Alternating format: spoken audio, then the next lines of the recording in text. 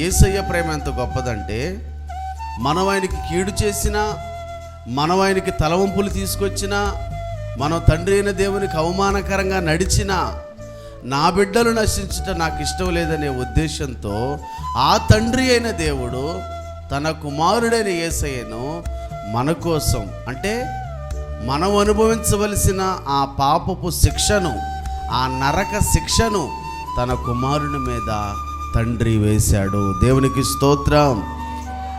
అంటే ఎలా ఉందంటే, ఎవడో చేసిన తప్పుకి మన కుమారుని బలిస్తామండి? ఇస్తావా? ఏమా, ఎవడో చేసిన తప్పుకి నీ కుమార్తెను బలించుకుంటావా? లేదు. మరి మనం చేసిన తప్పుకి తండ్రి అయిన దేవుడు తన కుమారుని బలిగా అర్పించాడు. దీనిని బట్టి ఏముందంటే, దేవుని ప్రేమ ఎంత గొప్పదో దీన్ని బట్టి మనము అర్థం చేసుకోవాలి. ఇప్పుడు యోహాను భక్తుడు ఏమంటాడు? తండ్రి అయిన దేవుడు